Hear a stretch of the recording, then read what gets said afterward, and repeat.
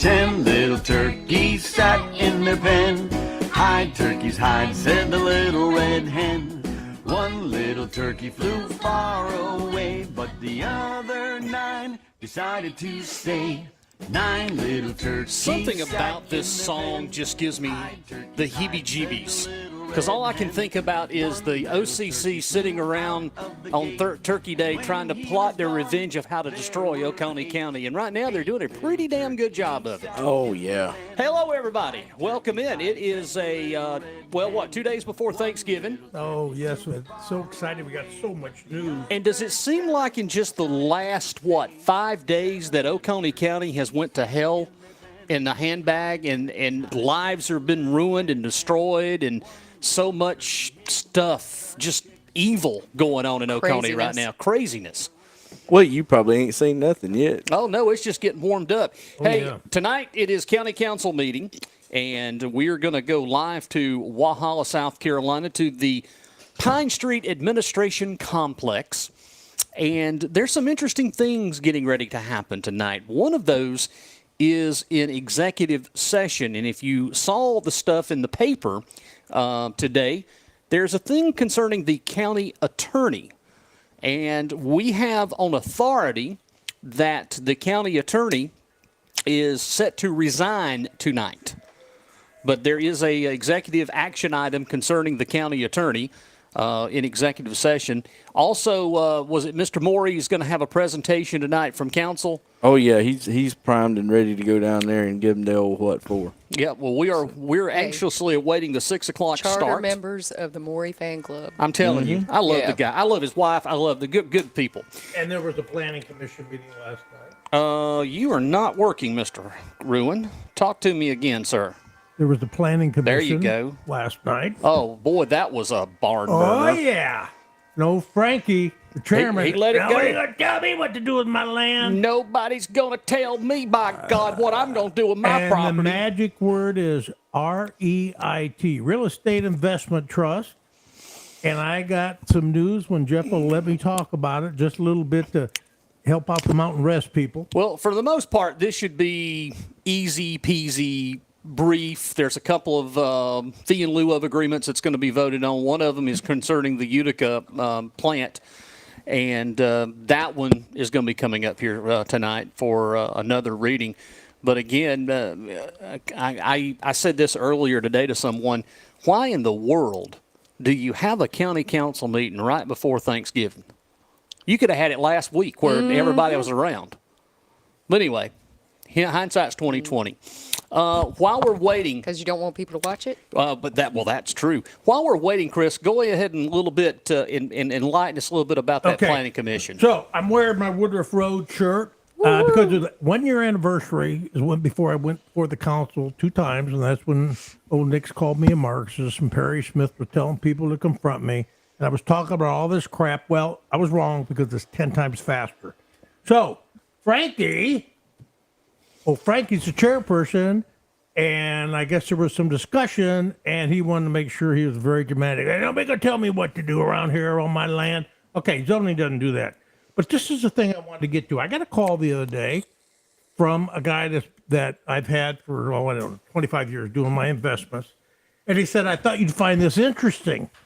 I just came across my desk about Rest Mountain in Oconee County. I said, where the hell? He goes, I don't know. You live there. I said, Rest Mountain? I said, read that. He goes, oh, wait, no, Mountain Rest. Rest Mountain. Mountain Rest. So here it is, Mountain Rest, people. And Matt Durham represents you. There is a REIT, Real Estate Investment Trust, that's forming as an LLC. Of course, people don't talk about it. I was offered to be an investor. Of course, I can't afford it at the level a lot of people are.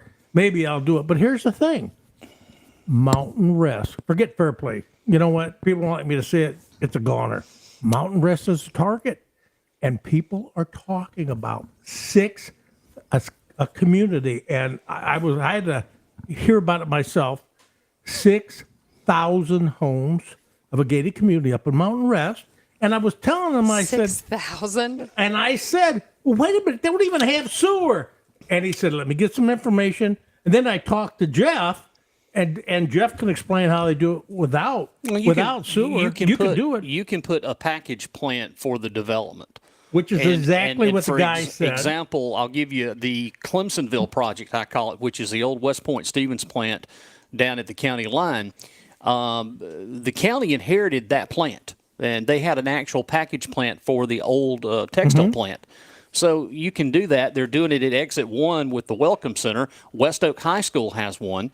So you can do, within the DHEC regulations, you can do these package plants that do the sewer on site. And these are professional. Guys, these guys don't screw around. Now, you got Miles and Rest people, they come up here. You know what? You're talking multi-millions of dollars. I think the cops will pay attention. You know, but here's the thing, it guys. reminds me something, just sitting here listening to what you're saying. Forget fair play. Fair play is out of the question. Absolutely. They're getting a Spinks and a QT and whatever else. Does this not sound all kinds like of good stuff. Dolly Parton's involved, and she's coming down here to open up Dollywood at Mountain Rest, and they're going to have the Matt Durham tornado? Because that's all that happens up there in that neck of the woods is tornadoes all the time. Nobody is going to tell you what to do with your land. That's not how zoning works. But here's the thing. But I got to tell you. You can't tell them what to do with these 6,000. And when you look at six easily moves to 10,000. You got a lot of land up there. It's very interesting right now that it's 6:04 and they still have not started. Well, it was 10 minutes after 6 last week. No, or the last time. No, we got it right on at 6. Was it? Mm-hmm. Yep. Well, Matthew's probably getting paddled about the 10,000 homes that are going to happen. Well, but he probably don't even know about that. No, yet. I'm sure he doesn't. This is my Christmas gift to him. So, but really, it's not unexpected that people would want to invest in mountain chalets that are cheaper than what they got in Cashers, which is already overpopulated. You know, it won't be long. Cashers dodged a major bullet big time in 2021 where a developer was going to come in and was significantly going to change the crossroads. They call it the plateau, the crossroads, Highlands, and Cashers, that they were going to really develop the headwaters of the Savannah River under Whitestone. So the local community got behind, and they fought it. They fought it. Let's go to Walhalla now with the county council meeting for tonight. I call to order this regular Oconee County Council meeting. Let's begin with a moment of silence.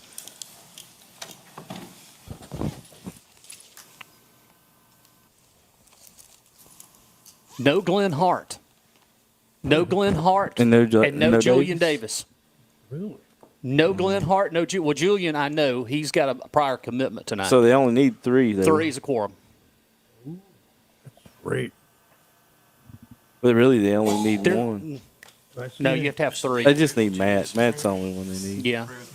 I was hoping Matt would become the attorney. Well, you won't see Perry Smith because he's in our audience. Thank you for this rain, for the healing and growth it's bringing to the land. Growth that's bringing to the land. There he is. Thank you. And thank you for your healing all together. And for Stop talking. He's praying. Pray together that healing would keep and continue, and he would be restored and even made better by your hand. See your hand in it. You turn all bad things into good, and we are so appreciative of that. We pray that this meeting would go well, and it would be your meeting by your will. Amen. Mr. David Dow, would you lead us in the pledge? Pledge allegiance to the flag. Why aren't they standing up? They are. To the republic for which it stands, one nation, under God, indivisible, With liberty and justice for all.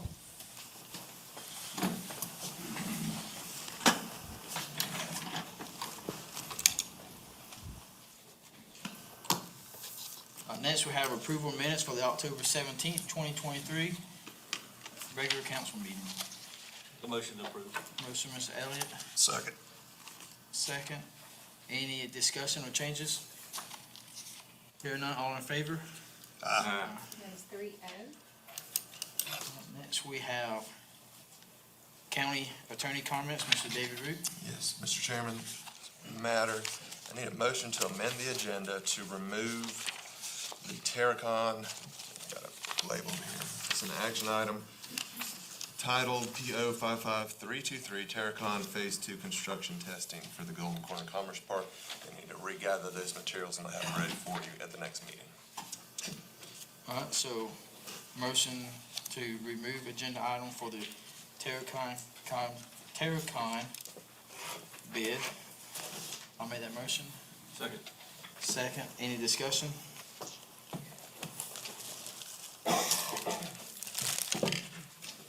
Then we're amending the agenda to remove Terracon Phase 2 construction testing from the agenda.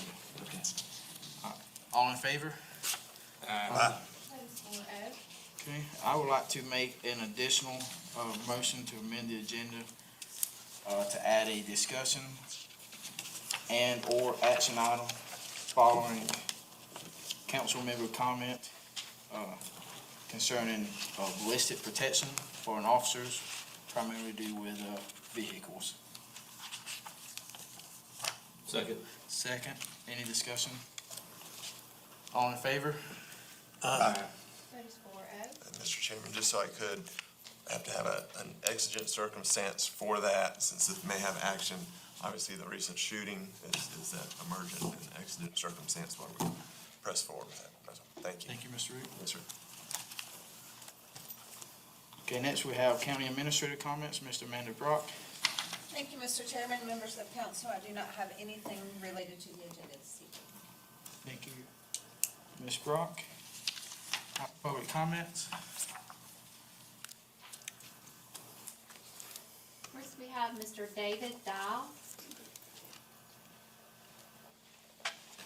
Good evening, council. My name's David Dow. I live in the Richland community, and I just come to you with a bit of concern. About 3 months ago, I heard a rumor, I thought, that our election office had failed a Homeland Security audit. And I thought, I didn't know Homeland Security Administration did audits for election offices, but apparently they did. About a month ago, I heard that actually we had failed that audit 3 times. And I thought, wow, that's something. Well, recently, Mr. Murray came to one of a meeting, and he was asked about this, and he couldn't go into much detail about it. He said that if he did, it would give away the vulnerabilities that our election office has, whatever that is, equipment, storage, whatever. And I thought, well, that's good, but all I'm wanting you folks to do is when you can, and I understand the council's been briefed on these audits, but when you can, to please let the public know, and if you can't do that, please, I know we're not Fulton County. I mean, we've got more integrity in our little finger than Fulton County's got in their whole body, Georgia. But if you guys can just make sure we get this squared away, I sure would appreciate it. Thank you. Thank you, Mr. Dow. Just a reminder, I forgot at the beginning, it's 5 minutes for public comment. I'll hold up the yellow sign when you approach 4 minutes, red sign when you reach 5 minutes. Mr. Tom Markovich. Good evening, thank you, council. I'm here to speak about ordinance 2023-22. The development standards for lighting, buffering, and open space. Needless to say, being in the home building business my entire life, I have issues with this ordinance. I feel like it paints a target on housing, period, especially affordable housing. And more specifically, this ordinance puts a burden only on residential properties, and that's an issue. The lighting is burdened on just residential. In other words, if I'm going to do a residential project, I've got this lighting thing, but I could have another use that comes in and be right beside me. It might be commercial. It doesn't apply to them. So what good is it going to do to have a lighting ordinance that only applies to this particular type of residential development? The buffer standards. I had raised this issue in Planning Commission 2 weeks ago, and I'm glad to see that at least somebody noted that there needed to be somebody who's going to end up being responsible for that piece of property in some sense. Although I'm not sure it's any real responsibility. Again, this whole issue of buffer standards falls only on residents. And again, that's an issue. I think, housing's taken a hit for things that people want to have everywhere else. And, so when we talk about this is to protect the public, this isn't to protect the public, this is denying housing. That's all it is. There's a lot of questions that come in terms of specifics on that, talking about, Okay, I have to stop this right here, and this needs to be addressed. We have a problem now of oversaturation of developments coming in. We have no roads being paved. We have no infrastructure. How the hell are we going to be able to survive with all this growth if we don't have some sort of development standards put into place to control the growth? You don't have affordable housing going in. Do you consider a $300,000 to $400,000 home affordable housing when somebody's only making $25,000 or $30,000 a year? Yeah, but the people that are making those decisions aren't making $35,000 a year. That's correct. exactly right. That's exactly right. And again, this is a builder. I would expect a builder to be protecting his interest, and that's all he's doing. And he's not a builder of affordable housing. homes. No, he's not. No, he's building the $400,000, $500,000, $600,000 homes that the average Oconee citizen is having a problem now, and they can't even pay their rent at $1,200 and $1,300, $1,400 a month, and they're getting slum housing. Yep. We got something coming later about that. I got to tell you. Last year was the last year that there would be affordable real estate in Oconee County. I mean, nothing. With this lull and everything's going on, we're going into a presidential election. In historic past, the housing market and things start taking a turn for the worst. Unfortunately, right now in Oconee, I'm not seeing that. Everything is still astronomically out there as far as homes for sale. If when you find it, and if you put one on the market. But there's a lot of homes for sale that aren't selling too. We know of one right now that's not selling. So I had a lady call me probably wanting to talk about that. I gave her some advice to maybe price it within the market and it'd sell. But anyway, I just wanted to clarify that. Let me just say one thing ahead. about. Okay, so this guy is doing his job. He's a capitalist. He's a builder. Yep. He's protecting his profits. Yep. And he knows that in order for him to do some of these things, it's going to eat into his profit. Yep, I get it. But he's going to pass it on to the homeowner. The homeowner is going to complain, whatever.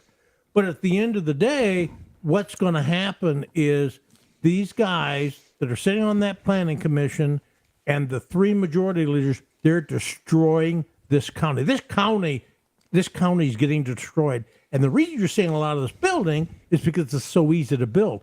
Every builder will adjust, no matter what it is, whatever development standards are, they're going to adjust to it and they're going to still make a buck and they're still going to come in. But you just wait until Mountain Rest starts getting this. You wait, folks. All right, let's go back to the broadcast. A lot of us feel in the county that aside from public safety, the county ought to provide roads. So what I've done here is I'll go through these facts real fast for you. 502 miles of county roads. An asphalt road, when it's designed for a 20-year lifespan.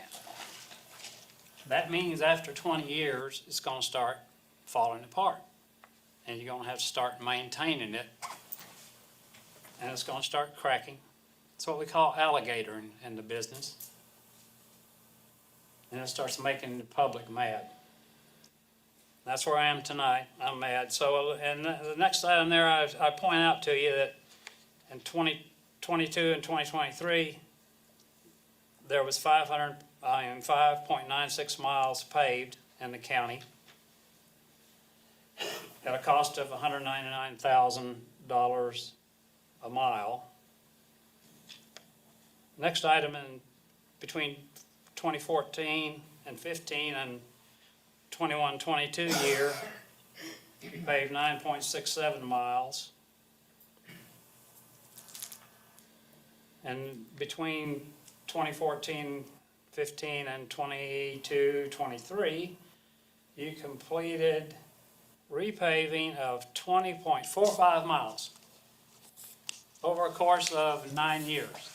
So I think it was very realistic of me to take semi-recent history and say, you paved 20.45 miles of repaved, 20.45 miles of road in 9 years. Okay. So if you take the 502 miles and divide it by the 9 years, it's going to take you 221 years, 3 lifetimes, to repave the roads in the county. Now that would be good if you started today and the roads you have on the ground are, and we take the new paving plan and say, let's repave these roads in a cycle that will bring them back to a drivable condition when their lifespan is over at 20 years. So that's what I did in the new paving plan. I took the liberty of helping you out this evening. Y'all don't have time to deal with this yourself.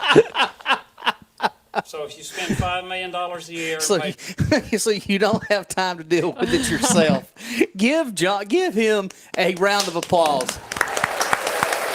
Oh my God, that was wonderful. Great day in the morning. So, But he's not done. He's not done. Oh, he's not? No. He's about to wrap up. Oh, he's fixing to give them the plan. So Okay. let's listen to the 25 plan. miles of road. Okay. That's at 200,000 a mile. It'll take you 20 years to repave the 502 miles. And then you'll need to restart that cycle because your roads that you took 20 years to repave have now gone to crap again, so you need to start over. So it's very evident from what we can see here that the county has not, in history, given too much of a damn about taking care of the roads. 3 lifetimes we need. Your lifetime, your sons, your grandsons, and halfway through your great-grandson before they're going to pave that road in front of your house again at your current rate of doing business. I appreciate your thoughts. I hope you can come up with $5 million a year and start to get this repaving program underway. Only $5 million? But he was being generously realistic with only doing 9 miles per year. I know. All right, who we got now? Mike Crenshaw's coming up now. Good evening, Mr. Chairman, council members. I wanted to come and make a few comments, but just to publicly say thank you as you all represent the citizens of our county. Last Thursday, 19 p.m., evil reared its ugly head in our county. When we heard shots fired, Kilo 6 is down. We've never heard that radio traffic in the history of Oconee County across our radio.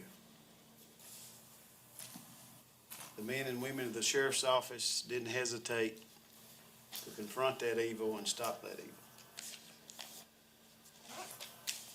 Right behind that was the citizens of this county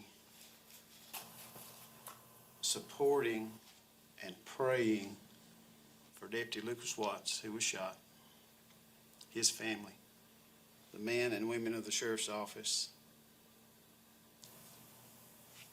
unlike anything that we've ever seen or experienced before, of people, citizens of this county that were praying for our deputy. Many citizens didn't even know who he was. They never met him, but yet they're praying for our deputy. God intervened and answered those prayers. So we just appreciate everyone that has shown the support toward us. Party affiliation hadn't mattered. I learned today, it doesn't matter if you're a Clemson Tiger or a South Carolina Gamecock. Coach Beamer, in his press conference in Columbia today, acknowledged Corporal Lucas Watts and remember him in prayer. Calls from, and it's expanded, folks. I mean, I've gotten a call from as far away as Pennsylvania, a lady that's making a prayer blanket for Lucas and his family. So, Mr. Chairman, it did not go unnoticed that you were there Thursday night at Greenville Hospital. I didn't get a chance to see you or talk to you a whole lot, but I saw you talking to our deputies, and I want to thank you for coming personally, and I'm sure you're representing all of council members as council chairman there. Madam Administrator, you reached out to me, and I appreciate that. Some of you in here have texted, called, emailed, but it hadn't gone unnoticed as well that we appreciate the prayers that you've surrounded our folks with. We're not done. That's the biggest reason I'm here. Lucas Watts still has a long way to go. You know, he's still in critical condition. From Thursday until today, you know, Haley blessed me with the opportunity to visit him this morning. And he's making some baby steps. But I'm here to ask for you and our citizens of our county to continue praying for Lucas, continue praying for Haley, his wife, 7-week-old son. You know, that just pray that God will continue to intervene, heal his body. And I told him today when I was holding his hand, I said, oh boy, I said, you ain't never seen a celebration like we're gonna have when you come out of this hospital. So, but thank you again. Thank Oconee County. We've been overwhelmed with just the love, prayer, support. Like I say, it's gotten us all through this, but you know, we're fine. But Lucas still needs our prayers. So I want you to continue to pray for him. Mr. Chairman, I appreciate your consideration tonight on your amended motion. I will share with you. It's not something that it's going to hurt our investigation, but we actually had 2 deputy cars that took bullet holes to the windshield that day. The other one barely missed our deputy by just a few inches, or would I had 2 deputies in the hospital, or possibly deceased. But I appreciate you, appreciate your support, and thank you for this time. Thank you, Mr. Chairman. Thank you, Sheriff. Thank you.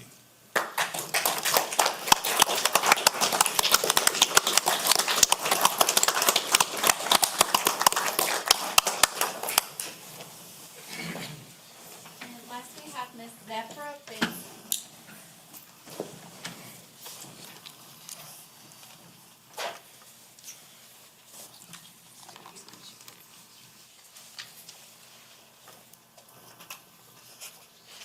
Good evening. My name is Zephyra. I live in the Bayshore community, Oconee County, and I am coming to request a change to Chapter 4 and the ordinances related to animals in the county. The first page you'll see is highlighted with specific changes to that section, mainly in changing wording. It's specific to cats and dogs. I think we are aware now that that's expanded well beyond cats and dogs, and I think the wording should be changed to animals to be broader to cover that range. Also to change the fees associated as well, because they are too low. I think sometimes if you hit people hard enough in the pocketbook, they pay a little bit more attention and they get serious about what they're doing.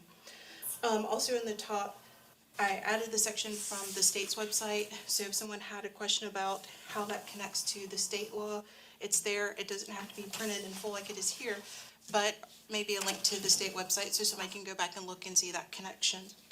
On the second paper that I gave you, it is a compilation that I took from different ordinances from throughout the state of South Carolina, from Greenville, Spartanburg, Charleston, even through Landrum and some other areas, to add in to this ordinance some guidelines for persons who want to own fowl specific to chickens, and guidelines in how to keep them, take care of them, not letting them run at large. Oh my God. Doesn't our dentist live in Bayshore, and doesn't he have a farm over there? Uh-huh. And Yeah. on top of this, we have been down this road already back probably 9-10 years I like that ago. the cuckoo just went off. When Etta Kamick wanted to do a per pet fee for every pet in Oconee County. You know what's going to happen? No damn body's going to pay for it, and they're going to dump all the cats and dogs on the side roads all over. Yep. That's happened. That was talked about. And I'm telling you, it started World War III in Oconee County. Don't mess with somebody's pets. Well, here's the thing. Chicken now. We're going to deal with chickens too now. But here's the thing. The more people we have coming here from other places are going to continue to bring the rules and regulations from other places here. Now, it's clear that this lady looked at Greenville, Spartanburg, Charleston, and Providence, Rhode Island, and downtown L.A., and all these other places. But this used to be the country. And we all moved here because it's the country, not downtown L.A. or Pittsburgh or any of those other places. This isn't Greenville, South Carolina. And this change, when that Mountain Rest Real Estate Investment Trust shows up there on the mountain, what are they going to do with all the bears and the squirrels and the turkeys? They're going to have to get rid of them. They got to go somewhere. No, I've been waiting my turn. But that's really this thing here. I understand if you got a biting dog and it gets out of hand, those things need to be addressed. Yeah. And every pet should be made to have a rabies license, rabies tag. That's the state law. Right. But that's the end of it. There doesn't need to be a pet tax. We don't need $10. I don't know, man. I've seen some mean roosters. But you know what I'm saying? And she's right though.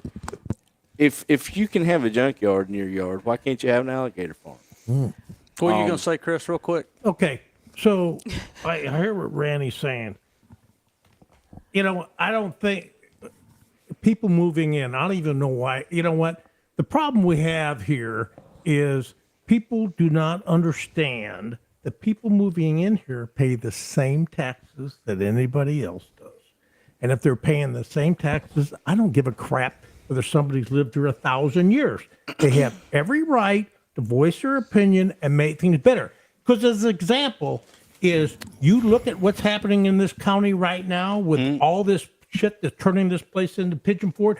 That's not people coming in from the outside. That is people from Mountain Rest and all these other places on the planning Outside commission. development development all day long. No, wait a minute. Wait. No. That guy is from here. Let me That developer finish. is from But his here. backers is from outside development. And if you look, if you want to talk about the county council, You guys, wait a minute. You cut me off. Matt Durham is You not cut- from here. Rannie, I want to finish this because Jeff made a comment that he was wrong about. You talk about outside. You have a planning commission and a council that basically has no controls in a county. So if you have no controls in a county and all this open land and it's cheap, how can you fault people coming into this area to develop? What are you going to do?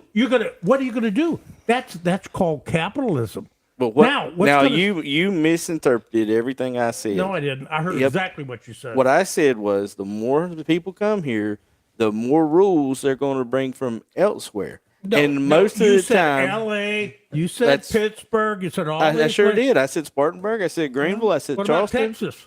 What about Texas? Well, there you go. They're bringing their rules in too. Absolutely. And everybody that comes here is going to bring change. Yep. Okay. And So? that is New exactly ideas what from I said. other- yep. So when they change it from the country to being like Pigeon Forge, we're here to say we told you so. Okay. That's what I said. No. what I heard is that because people were coming in, that they knew what they were coming in for, and they should not be having their opinions as far as I never said that. I said as they bring these opinions in, it's going to make change in our community. Well, yeah, because they're residents. That's what big development's going to do. Yeah. Yep. But what's happened is people coming in that are trying to make change for the better to protect the people that are causing this issue with overdevelopment in this county is people that came from here. Durham and all these guys. Do what? But Durham didn't come from here. Oh, Durham yes, sir. didn't come from here. How many people came from outside Where did he South come from? Carolina All right. that Where did lived he- that where did came he from come the lake? from? Where did he come from? Pickens County. Okay. Okay, but Well, wait a one minute. Hold on. That is grossly misaccurate. How many people moved here that came in to build on the lake? There's not a lot of local residents that builds on the lake. You have people all I'm sorry. over. Let me rephrase. Kiwi Let me Key rephrase. is a I said I was prime- sorry. Let me rephrase what I wanted to say. So, you have people that are sitting on that planning commission and on that county and the OCC that fight any type of common sense zoning every single day. Is that true? Yeah. It is true. I agree with that. Okay. Yeah. And you have people that are coming in here that are saying, holy shit, I've moved from place or I've been in places where I've seen we're turning this place into a zoo. And they're being fought tooth and nail by people that do not want that change to happen. As a consequence, it's going to destroy this county. It's destroying it as we see it. And the people that are stopping that within the OCC, the largest percentage of those people, wasn't McMahon going to have a test given to people moving in here to make sure? That's what he said. The biggest percentage of the OCC is who? People that have been here, grew up here? It's changing. No, it's a lot of people from other places. Okay. Yeah. You have the president But that's this not was from about here. animals. You have the vice president that's not from here. The whole dynamics of the OCC has changed in the leadership. They're out from outside. They're not from inside. And All I they're got to bringing say is all their clearly y'all ideas. never been chased But wait a by minute. an angry Hey, wait a minute. rooster. They're the ones that live on the lake now. Mm-hmm. So what I'm telling you is that the dynamics of Oconee County changed in 1972 when Realitech purchased it with the Crescent Resource when Kiwi Key was formed, and you had everybody from outside coming in buying lake property. So- this problem did not happen from the locals. This happened from people moving from outside of South Carolina. Okay, and now it's what been about that way. Fair Play? Fair Play is And 123. That's and what's local. talking it up in But- Mountain Rest? But here, let's Okay, back up. Mountain Let's Rest, back wait a minute, up. hold on. Mountain Let's Rest, back up Mountain and start Rest now, talking. wait a minute, hold on. Mountain Rest has more outside people influence now in certain areas buying property, not the locals. But let's back up to this lady's problem. This is It's about animals. obviously chickens. Yeah. Okay. The problem is not a county ordinance. Her problem is with her HOA in Bay Shore that says that you can't build fences around your property. So these people can't keep their chickens in their yard. Okay. So she's got an HOA problem, not a county ordinance problem. Which she could have anywhere in the country. But her HOA problem is not my problem in Mountain Rest because I don't have those rules. And I agree. And it's not my problem either. She Or need mine. so I she's can't have coming to chickens in the my she's neighborhood. coming to the county to address this issue that affects a very small community Right.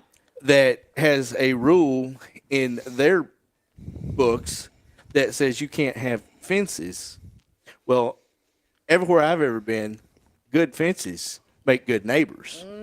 So Okay. she needs to take Now, that I don't up disagree with what with you her just said. HOA. What does that have to do with people coming from Pittsburgh and LA and people coming in the county? You got a person that's got if there's a person that has an HOA, that's her problem to deal with. Right. Now, Because I look she's at wanting that, to make but she's a wanting rule for the entire whole county. Right, that when could be she's fixed. got a neighborhood problem. It could be fixed in her neighborhood, not Right. at Not the county at the county council. council. that's right. So Which is really in her opinion. She can do it no different than what zoning does. right, but it's my opinion that she's in the wrong place with her argument. Because there's a Okay. lot of farmers here that are not going to go with this bird thing that she's talking about. Exactly. Because Right. we need some eggs. Hey, look, We need eggs. We look, need farms. But here, nuts. and here's the thing. Here's the thing. There's livestock rules that say if you have cows in the county and they get out and they get hit by a car, the person who hit your cow is responsible for paying you for your cow. Okay. So So now basically, some farmers what- probably going all to jump right. out there and say You- that's not and right. you made a good point, But which means that when you look at what's happening in the county with no planning, no zoning, nothing, unrestricted, control free, then basically that's the way to go. That's But- what you're just saying. The same token, if your cow gets out and gets on somebody's property and starts destroying things, then that person can have beefsteak for dinner. that's right. And you can also be And you charged get for free the damage. milk. So, but here's the thing. The HOA's causing the problem that she can't contain her neighbor can't contain their livestock, Okay. right? Because there's a rules. There's no fences. Right? That's the QE thing, no fences. But you support zoning. These are HOA rules. I know that. This but is you not support- zoning. But when you support zoning, the thing is, Randy, here's the issue I have. You guys immediately jumped into everybody from the outside move. I happen to be somebody that's moved in here. Look, well- you did.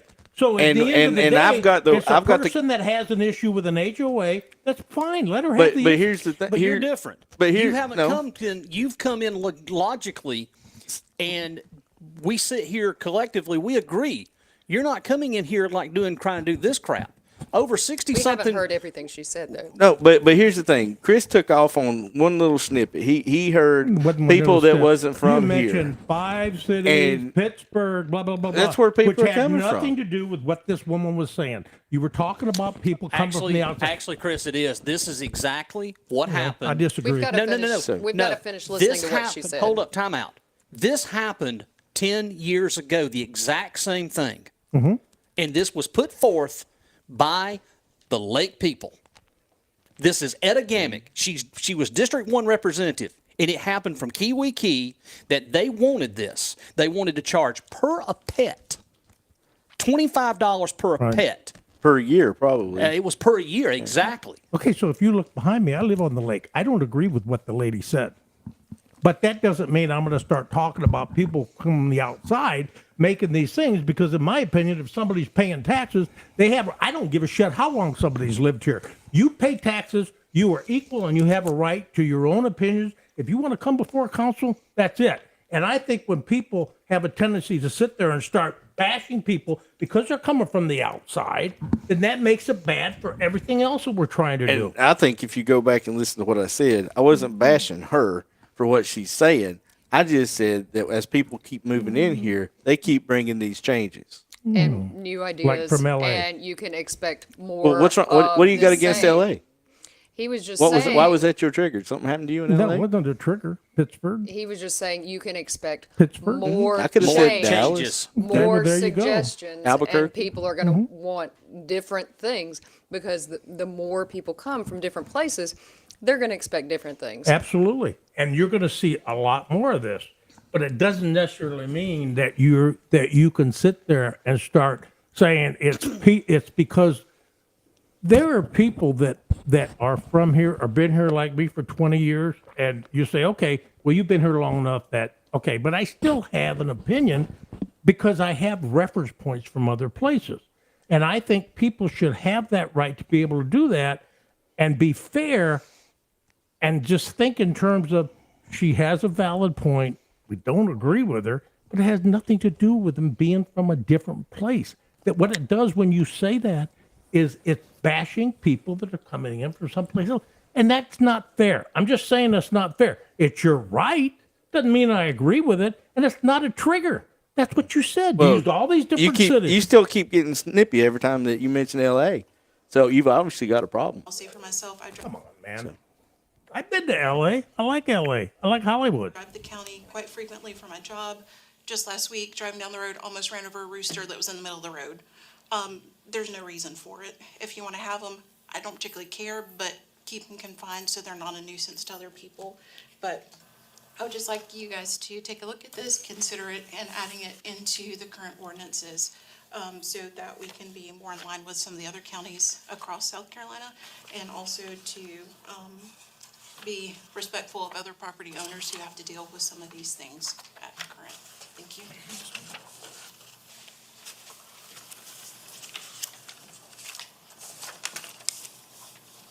That's all for this evening. That's all. Thank you, ma'am.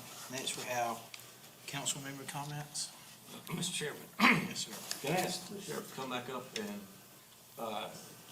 I guess this family's gonna need a lot of financial support going forward. Can you tell us and the public how we can help? Yes, sir. We've set up through a nonprofit, a fundraiser through Serve and Connect. 100% of those proceeds will go to this family. The only exception is any processing fees. So if you make a $100 donation, there's a $3 processing fee, and you can choose to make a $103 donation, or that $3 will come out. But outside of that, 100% of these funds will go to this family. For citizens, and I've had this today, some people don't have a credit card, some people don't have a computer or online. They can bring money to the sheriff's office, and we will, I personally carried them some funds today to kind of just start helping them out, getting them through with expenses of driving back and forth and staying, and all expenses that they're gonna have. So, but if anyone needs that link to that, call 638-4117, and we'll be glad to forward them the link for this one place that we're kind of steering all donations to. Going to be some additional fundraisers. Boone's Buggies is going to be donating a golf cart to the Sheriff's Foundation to auction off. It'll be forthcoming. I contacted today. Several T-shirt sales are ongoing. Oconee Country Club set up a golf tournament for December 9th, I believe it is, and it filled up, so 3 more golf courses are having tournaments on the same date for that as well. So several opportunities that folks can, if they want to get involved and donate through. But if they got any questions, they can call me at the sheriff's office at 638-4117. Thank you. Thank you. Mr. Chairman. Yes, sir. So, I guess not the last planning commission meeting, because they had one yesterday, but planning commission meeting before that one, the Salem residents that have a gun range next to their property came and talked. And, Mr. Chairman, I think you actually spoke with them in the meeting. And for 2 years now, I've tried to find a way to help them out. Can't find a way to help them out. But I don't want it to happen to any other citizens in Oconee County. So noise ordinance, say that right, currently excludes or exempts lawfully operating shooting ranges from the noise ordinance. I would like to change that to not exempt commercial operating shooting ranges. I don't want to stop people from shooting tin cans in their backyard, but I don't want commercial shooting ranges to be exempt going forward from the noise ordinance. So I make a motion that we change that language in the correct way to not exempt commercial operating shooting ranges, and direct staff to bring back a first reading next meeting. Okay, I'll second the motion. So discussion? Yeah, I got one question. Mr. Elliott, if we do this, if this goes forward and gets approved, how will it affect the ones that are in place now? It won't. It won't? It They'll won't. be grandfathered in? Yeah, that's right, it'll be grandfathered in, so it will be just new ones. Okay, I agree with that. That's fair. That really is a legitimate fairness. I think John, right down the middle. I like that idea. Now, this is something they should have done with the junkyard ordinance. Right. You know, leave everybody existing as is. Don't try to enact something. But again, this is a legitimate, you know. But he's talking just noise, right? Yeah. Yeah. Okay, he's not talking about where some of these guys have said they had that had bullets that coming that hit, you know. I know. I think that was kind of elevated a little bit to make it sound more than it actually was, because I know they're not doing any night shooting up there. Here's the thing about that. Bullets coming from there that hit something. In Virginia, away from here, they've actually got a law. It's called trespassing by projectile. Mm-hmm. So during hunting season, like if you shoot across somebody, that's a problem. If you hit a house, Yeah. you have to pay for those damages and things like that. So it might be something they want to add to that. I mean, I could get it. I mean, I think this is a very fair. What about terrorizing their livestock? Well, you know, we've had that happen before too around here. You know, people. Let me tell you about terrorizing livestock. I got a story. It doesn't take Okay, won't go take ahead. long. So over on Poplar, what's that, Poplar Camp Road? Is that the name of that? Where at now? Coming out of Walhalla where the bridge crosses, and you turn left, you come back here, put Poplar something. Poplar Springs. It's Poplar Springs Yeah. Road. So I was back there with the American Legion doing a funeral one day, and there's the little church has got a field beside it full of cows, and them old Legion guys they always have these treats in their pocket like mints or whatever because they're old men. Well, they was down there feeding them to them cows, and every cow up there was in that whole field was along that fence, and we got up there and got in formation. It was time to shoot the guns. You'd have thought we started the Dixie Stampede. Them things took off, boom, across that thing. So animals do get scared real easy when it comes to guns. You know, when we talk about this noise ordinance, think about this. There's no winners in this. They got the gun ranges invested all that money. Mm-hmm. You got the people that were living there before, and then you have the new people that moved in. And it's kind of like, now you got people pointing fingers at each other. It's going to end up in litigation. And it's like, it's common sense that if you're going to have residences, why would you have residences allow, and I'm talking about county, why would you allow residences near a gun range where you would have that kind of stuff? Part of the issue goes to what we sit here and we've said before. We don't have zoning. Yep. Had we had some Just sort the most basic zone. basic, Just the most basic zone. But I don't think basic. I don't And then think every you can- time that hold on a second. Every time we start having this conversation, you go to 3 or 4 on that planning commission. What about my rights? Just like happened Monday night in the planning commission. I like that. What about my rights? Who was that? Frank? That was Frankie. So- what about my rights? So there should be noxious activities, places, and boundaries around them. Agreed. Being in the military for 20 years, I was stationed in a lot of places. Virginia Beach, El Paso, Texas, in West Virginia, all these places got runways. Well, when they first built all these military bases, they built them away from anything. There was nothing there. Nothing.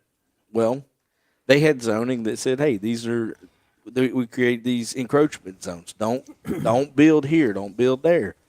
Well, as time moves on and it keeps getting more and more crowded, it gets more and more crowded, developers like old boy there said, well, this encroachment zone's impeding me building houses, and I'd really like to build some houses. Well, next thing you know, you're building houses at the end of the runway. And then people move into them, start bitching about the runway. Runway been there 100 years. Mm-hmm. So You talking about runway? yeah, at the end of a flight line. Okay, well, yeah, we So, had that problem here too. But the thing is it's people that keep coming because of that base is there. Or the They- blasts. Right? They come because they want to work there and live closer. Well, then they don't like the noise because they live close to where they work. And it takes common sense Okay, you just said it.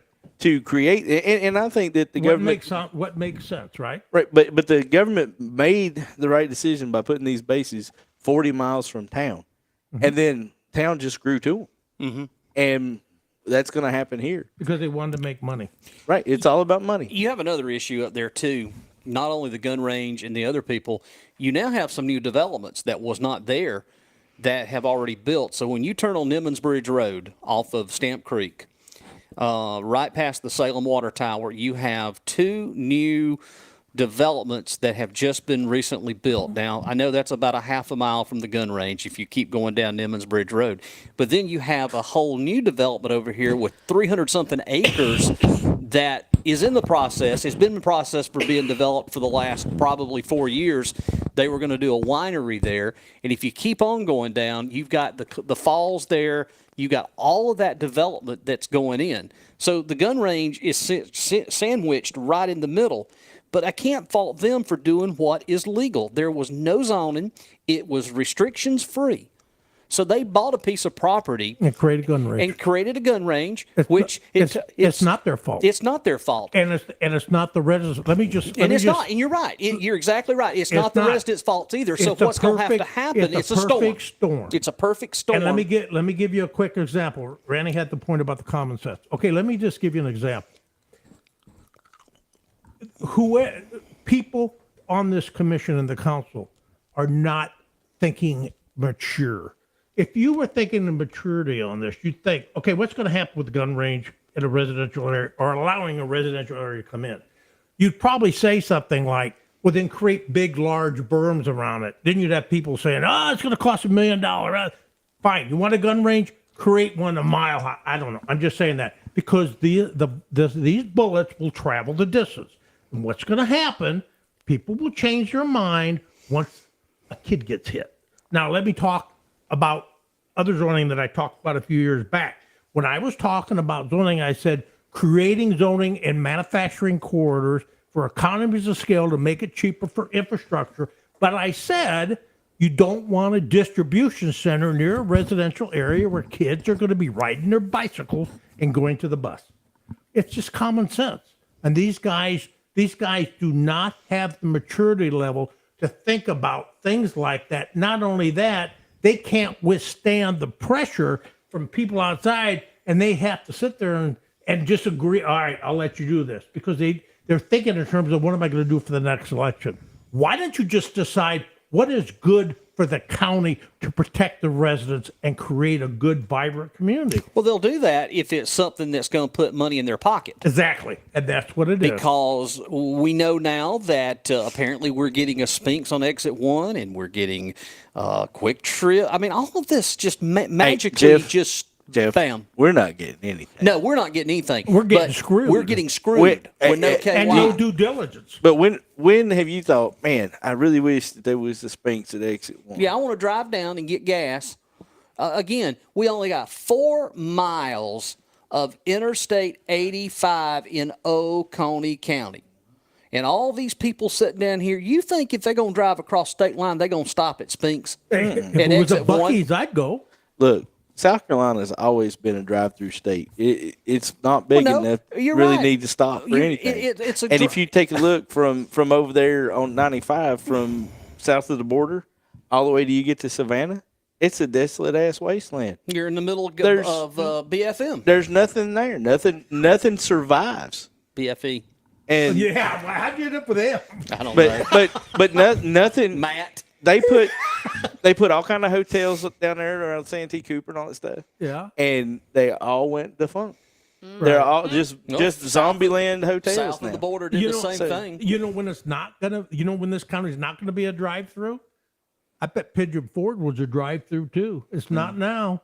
You wait when it turns into a Pigeon Forge and the Gatlinburg and everything else. But Gatlinburg now has more of the development than even Pigeon Forge. Everything migrated out to Gatlinburg, Exactly. and my God, oh yeah, and all the houses up there, like it happened in Mountain Rest, they're going to be looking down at the aquarium. Again, there comes a point that how much more can Oconee County take? We're taxing the roads. We don't have the infrastructure. Now we're sitting here, the potential of trying to run sewer all over Oconee County. Let me tell you something. There is no money to be made in shit. It is a capital waste. We've had this battle for years and years and years when it came to crap. And we're sitting here now that the local municipalities are charging now an added fee. Cathy, I don't know if you got it in the summer, if you saw that nice little $90-something bill that we got deemed, because I live in the city of Sunoc in the city limits, and we got this little special $95 little... Just a one-time annual? Well, we thought it was one-time annual, but apparently it's been reoccurring. So, again... The municipalities, they don't have the money. But you got Oconee County sitting up here that wants to do all this, but the municipalities is responsible for the Joint Regional Sewer Water Authority. And again, Nobody's thinking. Hey, but you know what the But no- the blessing in all of this is when they put 6,000 houses in Mountain Rest, Long Creek will get a school. no, they won't. No, they can't even make up. That's another issue I'd like to get on the topic, but we need to get back They'll to keep this. Kiwi Elementary, and they're going to bus you guys over to Kiwi Elementary. They might as well. They're going to make use of that. Hey, but there APAC. used to be a school in Mountain Rest. It's now the Mountain Rest Community Center. Maybe they can refurbish it, get it back up to standards. We know in 1969 there was 15 elementary schools in the county. 15 And now of they them. want to take us down to how many? 8? 8 and 7. and again that whole complete study that they just did, nobody there very few that was happy about that. But again, I was happy to see that I was right on something. There was a lot of people in that survey that already said what I said before they released it. We have an attendance line problem because we have people going to schools that they're not designed for or zoned for. And that's creating a load where the attendance lines need to be I kind of redrawn. get that though. For example, for us, like I know that there are schools. Now, for me, I want my child to go where he goes because I'm 3 minutes away from the school. Right. And that makes me feel good. If he needs me, Exactly. I can be right there. Yeah. But as far as education-wise, I know that some of the newer schools have a better special ed classroom setup. Not necessarily the teacher or the staff or anything. I just know from talking to the other moms that the classroom's newer, it's bigger, they've got a better setup going on just because it's a newer school. So realistically, if I wanted to do, the thing where I fill it out and say, I'd rather go here, and just be all about the size and the equipment and all that kind of stuff, it probably would be beneficial. I could see why somebody would do it if you have that situation. Well, you But But when to it puts a load and it's creating an issue that one elementary school is completely packed and it is over capacity, and you've got one over here that is way under there, that's an issue. Well, and then I know too that it was my understanding that they had a lot of the non-speaking kids at Northside, and they had a classroom specifically for them. So you've got kids coming from all over the county to Seneca. Wouldn't it make sense though to have every one of our schools equally, as far as elementary, to have equal all across the county when it comes to special need? Wouldn't it make sense to have an autism class at every doggone school because you've got autistic kids at every school? Yep. I mean, come on. You know what a school mobile is? What's that? Well, you know what a bookmobile is, Yeah, right? I do. Yeah. I do. Okay. Yeah. Have you guys ever been educated in a mobile trailer? Yeah, that's how I have. went to high school. home? So you watch. We had Yeah. that. We had the double wide. Modulars, We yeah. had the modulars. Right, I mean, right. because Seneca in 87, 88, we were over capacity. With everything Oh, that's yeah. happening, Walhalla had does that. everything that's happening Yeah. here? Yeah. You'll- Oh yeah. But You'll back, see them. They'll keep Hey, the wheels on. Seneca Junior High School, before it became Seneca Middle, we were in the old Code Blue Ridge High School. It was the old African American school. At the very end of that school, it was over capacity with almost 900 students, and it was only designed for 700. Yeah. So you had to have 3 lunches. You had the portable classrooms. You had to go outside in the cold, walk into these classrooms. And then we changed a little bit. We did some construction. They built the new high school. We moved into the old high school at Seneca. That eliminated. But then they started putting some of them back in the late 90s, early 2000s. Now we have a new middle school. We have a high school. But we have a problem with Ravenel and Northside Elementary now that they're over capacity. You've already added on to Northside. You've already done work at Ravenel. The logical issue is to take Kiwi and put Kiwi in the Seneca attendance area because of the growth of Bountyland and this side of the lake. Well, Kiwi is considered Seneca. No, it's anyway. not. Well, Nope. no, but I mean, physically, is Physically, that it's Seneca. Physically, but it's physically, Seneca. it's sitting in the Walhalla attendance area. Right. So you have Walhalla Elementary, you have Kiwi here, but you have Tomasi Salem, but you've cut the territory for Tomasi Salem back. The attendance line's changed in the last 10 years. So you've got less students going to Tomasi because you wanted to move everybody back over to Walhalla. You wanted all those schools over there, so you want to take stuff out of Tomasi Salem. You've done it before. They did it before. That's why they built Walhalla where they built. They had the plan since 1979 to build Walhalla High School where it was at because they knew that they wanted to shut that down, even though the citizens of this county said That was no. a beautiful little school. And well maintained. They took pride up there. And again, Salem is it's actually a city. It's a town. West Oak, when it was formed, you just had a community and you had Westminster High School. So you had a community and a city formed to create West Oak High School. They were pissed at that back in 1983 when that went through. They didn't want that. But look at now. Now, look at this challenge. With this influx and the planning and all that. Where's the planning for the schools? There's no planning. They don't even know where the crap is going. So this shift, you got to feel for these administrators. How the hell they plan it? Well, if you were to take and shut down a couple of areas, if you shut down Oconee Christian Academy and the Seneca Classical Academy, that's probably going to add 2,000 back to what we've got now. In other words, we've got 10,000 plus in school district of student population. Again, We've got the Faith Academy too over in Walhalla, and then there's one out. Is it out in Fairplay or Oakway? There's one out there too.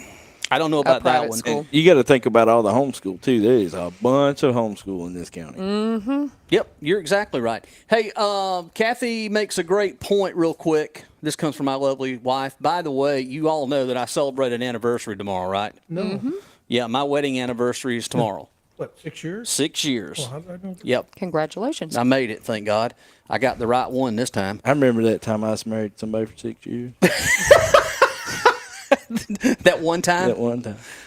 I'll tell a story before I've we actually go done off. it twice. Cathy makes a great point. One thing the SDOC should consider is that at least when one area gets a new state-of-the-art school, the other shouldn't be neglected, and at least an attempt should be made to get the others up to the same standard. Absolutely. Yes. And then you wouldn't have people fleeing to the other school. And then Walhalla Middle is the original high school, built in '66. What? So, yeah, they're still in the old Walhalla High School that was built in 1966. So what are you going to do with Walhalla Middle? Are you going to build a new for them too? Because they deserve it. They are in a school that's over 50 plus years old. And they're still in that school? They're still in the middle school. Took the old high school. They're in there because the middle school that was built for them in 1978 was so shitty construction that the whole second floor has been vacated for 40 years because they couldn't use it. It was collapsing. They could remove it and expand the greenway? I knew you were going to get that. All right, let's get back to the council meeting. I know we got off track a little bit, but this is good conversations. I mean, this is actually what this show is about. Good conversations. Thank you. Okay. So I think the key there is commercial operations, for-profit operations, not backyard shooting ranges. Any other questions, discussion? All in favor? Aye. That is 4A. Okay, any other comments? Thoughts or concerns?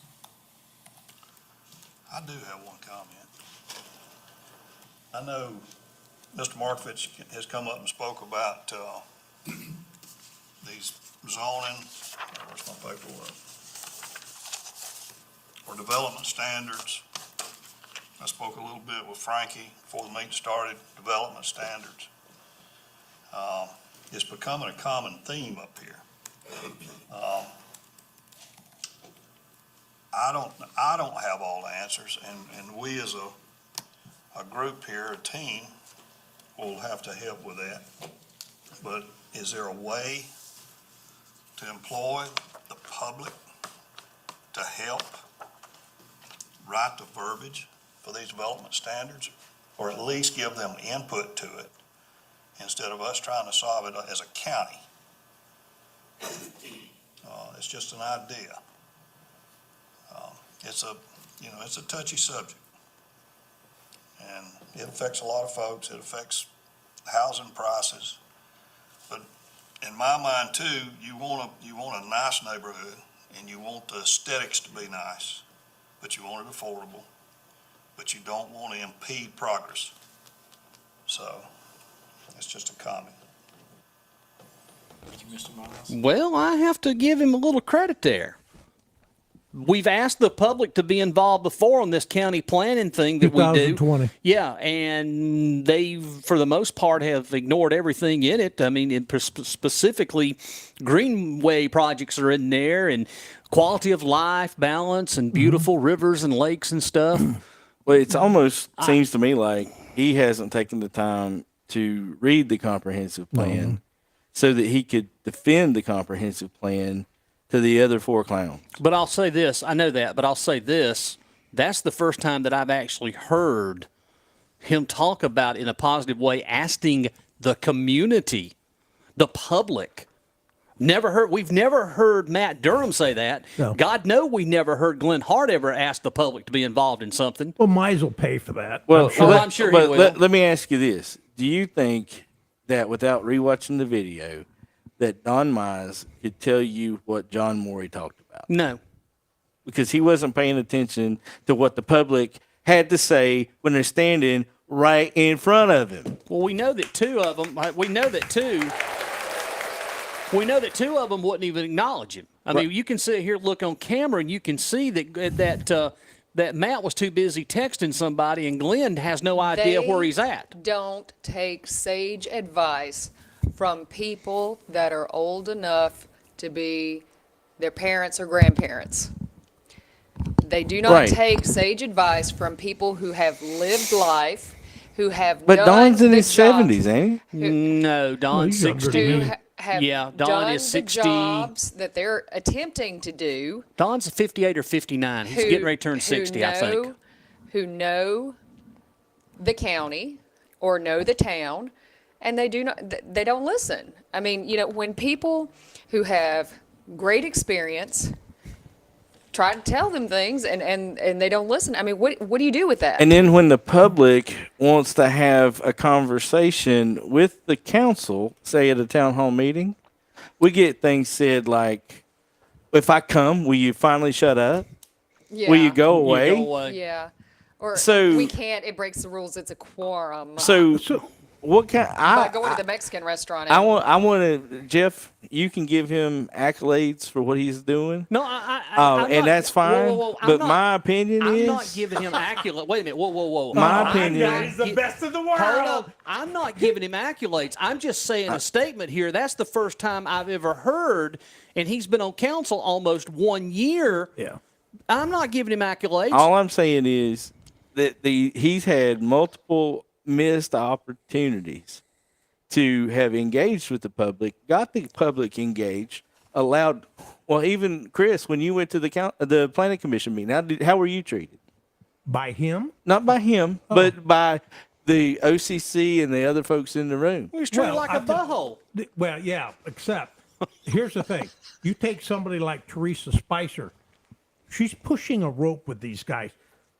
The comp plan. Every one of these guys sneers at that plan, except Teresa is new. She's got to tell these guys what's in that plan. Well, that's what I'm saying. Yeah. But how was your message received? They call me a communist. when you came down there, You right? socialist communist. So No, just a communist. but Marxist. But now when Mr. John Morey gets up there and he's like, "Hey, look, I did the research from your data, from an undisclosed source that is intimately involved, got all the correct data, and found out that it would take 221 years to repave all the county roads in the county, not the state roads, but the county roads.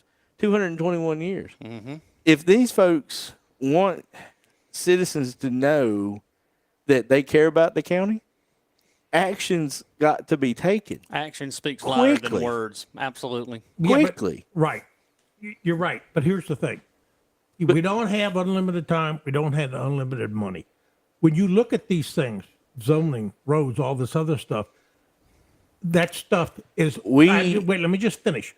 You have to make hard decisions that are not popular politically. These guys, at least I know them, look as far as the end of their nose. And they got some pretty short noses. Well, not But- only that, but- and where are they getting their support from? The And- support they're getting is pushing them away from what the rest of the residents want, as proven by that comprehensive plan. So before John got up there and talked, I had talked to him today about what he was going to say. And I was like, John, how are we going to pay for this $100 million road project? And he said he's not an advocate for raising taxes, but maybe we should stop giving tax breaks and tax cuts. There was people in the county that got a tax cut this year, not just stayed level and collected the money and go ahead and use it for infrastructure. But the more houses they build, the more money that's going to come in. And we don't need a millage decrease to stay under $60 million in the operational budget. We need that money to come in because we got more people living here, more people using things, and we need to spend that money on Maybe infrastructure. we should stop building sewers where there are no people or no businesses and fix our roads. Well, You could have got a quarter of this road thing done with $25 million. Yeah, but you could took his $25 million bond and you could turned around and put this towards infrastructure and things to make the county even better to support the growth that we actually have. But again, we put it right down on 4 miles of Interstate 85 where there's only a select few people that stand to make millions of dollars on the back of the county taxpayer. And how many places are they going to destroy in the meantime? They want to destroy fair play like crazy.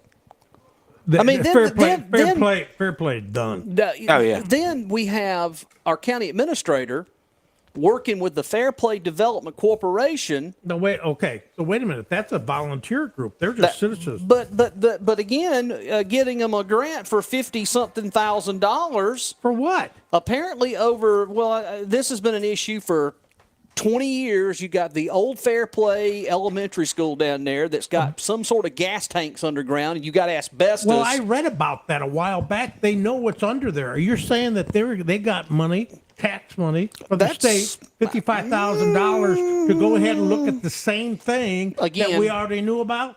Well, we just heard tonight that they had amended the agenda. I want They amended the agenda. I want to say one They thing amended the about agenda you guys said. tonight over the Golden Corners Commerce Park.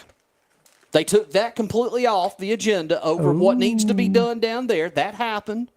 Here we go. We're doing the same things over and over and over in a cycle. I wonder and what the that booger money, eater's going to say about that. Wait a minute, that money was already set aside 5 or 5 years ago to do the grade and clean it up.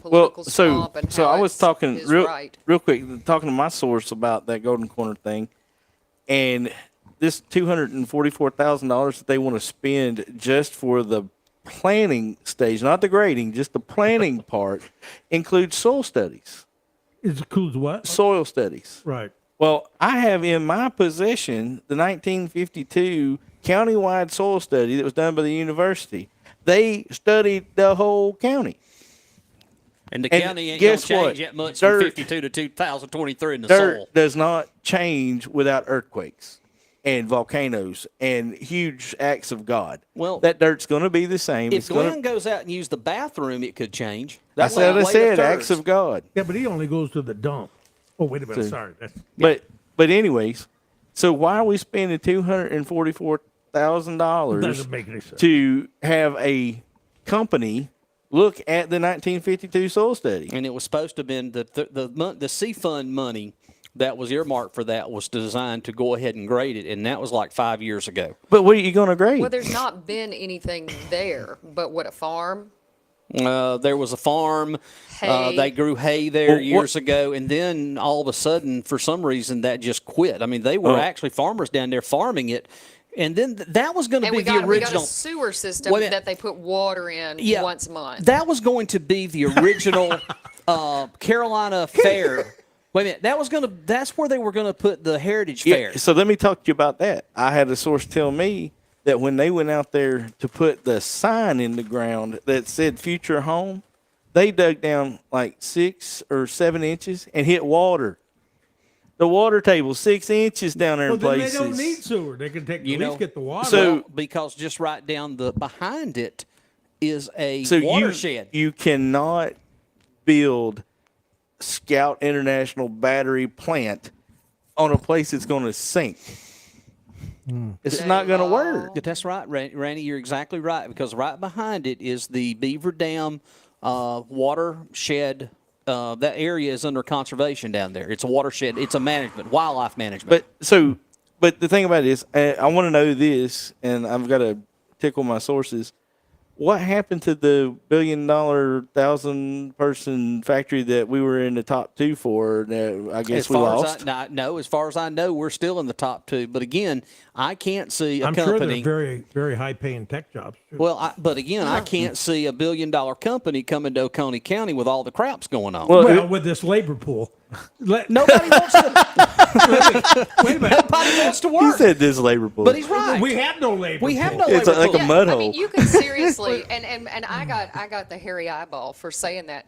But you can statistically look it up and see what workers are available here. We got over 8,000 people. skilled that, labor. Jobs. We've got skilled labor jobs the now. skilled labor that's available here. We do not have the skilled labor in this county to support. Because nobody wants to work No, anymore. well, there's Well, four no, cut- there's But you the- don't the need to work. people Look at all the aren't counties. here. But look at the counties that are. Hey, look. Look at all these counties that are drawing that labor to them. You're in an area. You've got Pickens. You've got Anderson. You've got Georgia. You know, I mean, all these places are drawing from the same labor pool. You got a company. They're not going to expend millions of dollars. Or they're like, shit, I won't be able to get people. You got 3 major employers. You got Clemson University, big one, 5,000 plus. You got Duke Energy, Oconee Memorial Hospital. There's your 3. There's nowhere else. Let me just say one thing. When you look at this, you know, everything that we talked about for the last year, we have a lot of I don't view them as complicated per se as far as, wow, from a technology. You got complicated decisions happening because you have so many moving parts in the county. You got all this development coming in. You've got a schools issue. You got a labor issue. All this. You got a roads issue. You have all this Emergency stuff. management. Right. The problem is. Yeah, we got a fire department. Well, never mind. I ain't going to say what I want to say. Exactly. And here's the thing. And you've got all these people out there that are clamoring, I need this, we need that, blah, blah. Okay, so here's the thing. So let me finish. I went before that planning commission and I told them, we have infrastructure issues. You are a political lightning rod. Nobody is going to listen. You need to get an independent study so they come in and you can say, guys, here are 2 charts that tells you where the issues are and what it's going to cost to fix it. And people are going to look at that. Well, I don't want to spend that money. And then you're going to say, so what do you want to do? What do you want to do? When you start sitting there and just, yeah, trying to please everybody, yammering, nobody believes you. You got to tell people, and you got to say, what do you want? You want to raise taxes, pay for this stuff, or do you not want to raise it? You want to, if we're going to raise taxes or we're going to reduce it, you've got to give something up. Either that or we're going to charge more. It's just got to happen. Nobody is saying that. And that's because they're thinking, well, what am I going to do? Can I say something real quick? Yeah. I'm done. You know, we've said this on this show many times in the over 2 years now, or a year and a half, that it appears and it seems that we have to follow the money, but it also appears that certain individuals in state government, when they make a phone call, they want to fund something up here. They get the money no matter how they get it, and it's only a collective few people around that make something or getting something in return. I'm sorry, but this I-85, 4 miles in it, in this, all this, there is people making millions and millions of dollars on the backs of the taxpayer, when we could have done all of the other stuff and moved it more towards fixing our, look, as long as we've got what we've got, we'll never be able to move forward and fix it. It's just going to get worse and worse and worse. And you have said this, Chris, many times. the damage has done, I think it's too far gone to be able to fix anything that, any semblance of what I believe Oconee wants to be. We want people to be able to have jobs, a good quality of life, safety, fire, EMS, all the just the basic needs of life that we need to survive. But it seems like there's 4 or 5 people making millions of dollars off the taxpayers of Oconee County. Short term. It's like a Gatling gun. Boom, we're going to do this, because people are making money and they're screwing in the county. And what's happening is these people in these jobs should be thinking 2 generations ahead and have the balls to do something and lead and say, listen, guys, this does not make sense because we have to do it this way or you're not going to be able to provide for yourself. You have to have the maturity to lead. Exactly. And you have to have the experience to lead.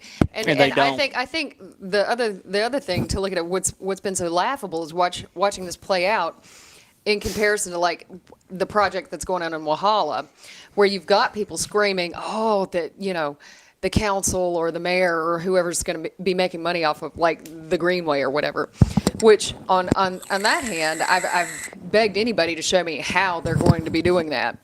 Because it's just not. Well, look at Durham's letter to the editor he wrote last week.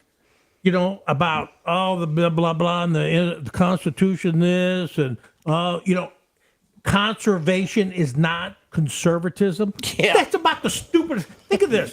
Think of you hunters out there. Do you want your hunting lands protected or not?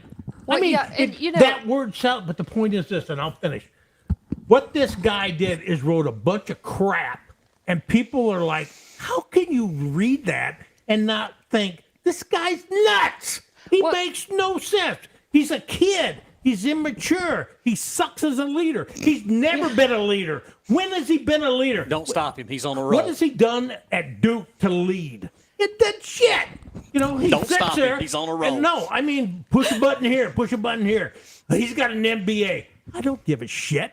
I got an MBA. I got one too. And Rannie, but you think I got a free ride? I had people look at me. Oh, really? I have a doctorate in broadcasting. What y'all talking? The point. Refer to me as Dr. Jazzy Jeff, please. You guys. He is on a roll. You guys let this majority blow smoke at you, and the only questions you be asking, what the hell have you done for us?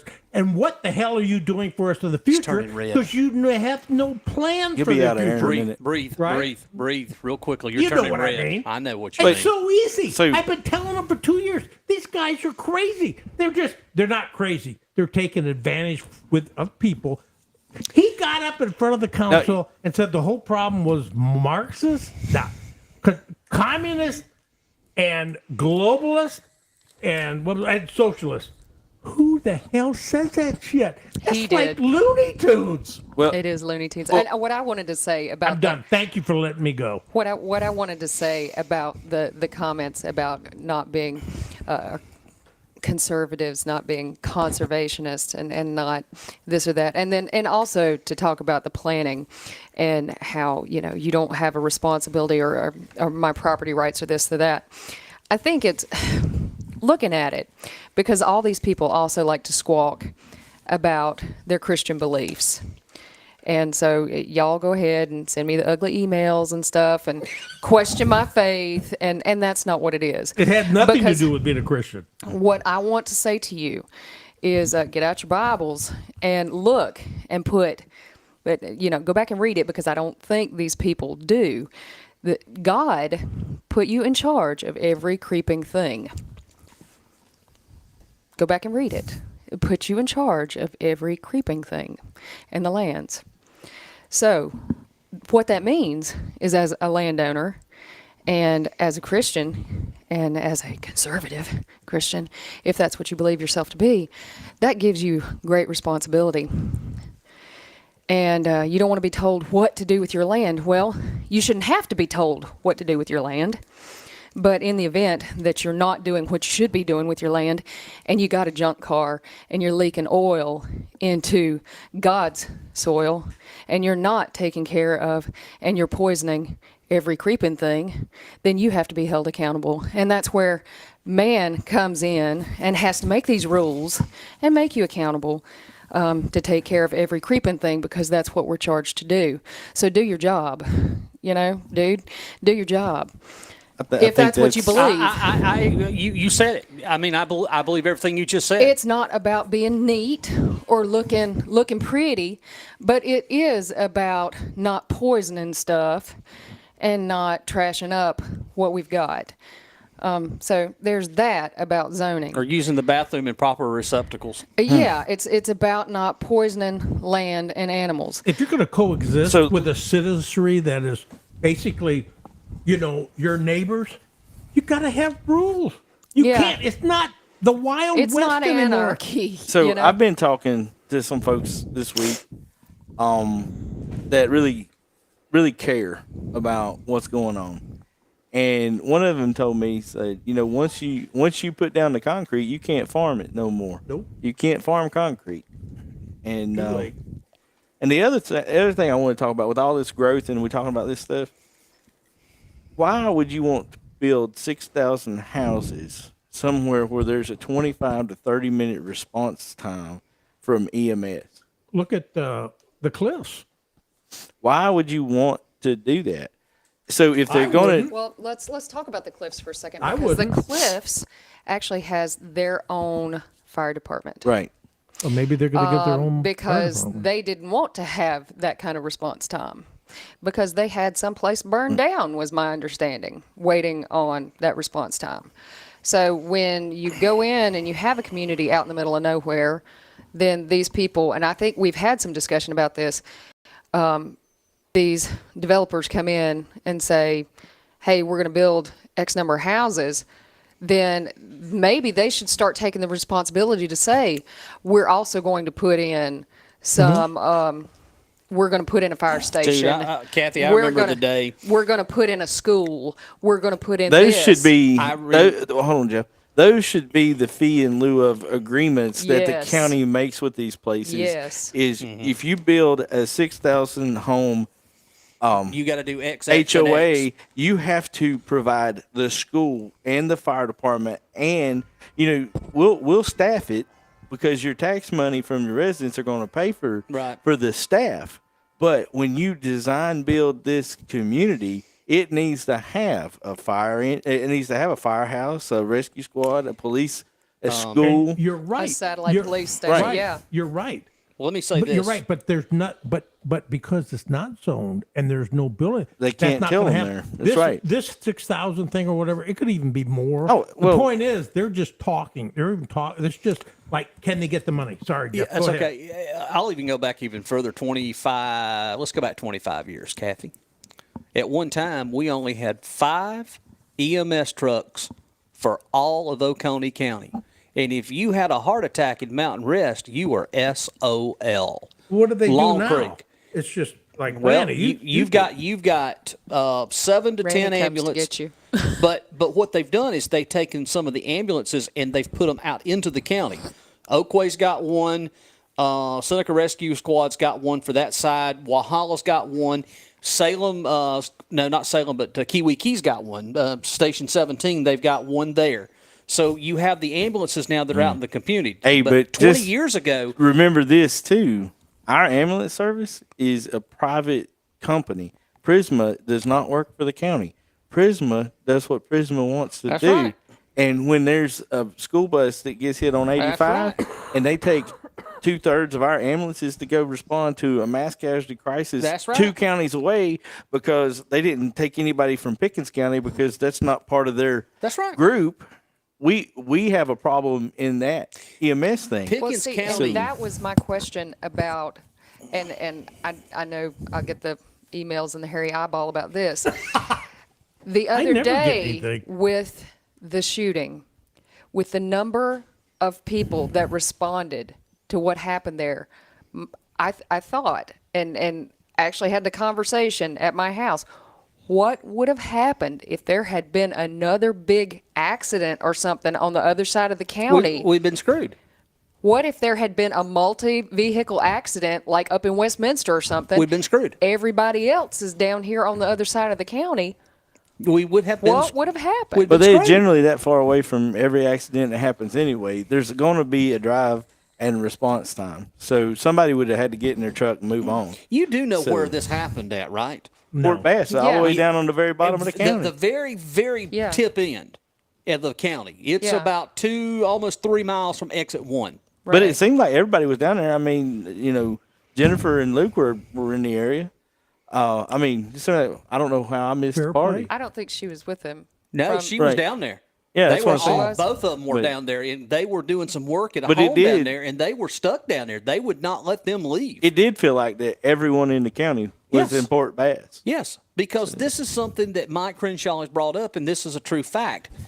In recent time, this has never happened. We have never heard officer down on county radio traffic. It's never happened. Right, but listen to this, and I know that Mr. White is watching, and he can verify this. But at 6:30 last night, we got a call for a truck in the ditch up on Wigginton Overlook. Well, it was a little after 8:30, 2 hours later, it seemed like, before Highway Patrol showed up. Mm-hmm. Yeah. And you want to build 6,000 houses up there? I'm just saying. I'm saying there is the response time for anything up there without further infrastructure buildup. That's gonna be a good idea. At the end of the day, somebody's got to pay for this, right? And it's gonna be me. And it's gonna be me. And I don't disagree. But the question I ask you is this: I'm gonna make a statement. Luke said he was there for 2 hours. Yeah. It's not they're drawing money in. The question is, with this developer that was the guy that came in and talked tonight, not the guy that's talking about the roads, the other dude.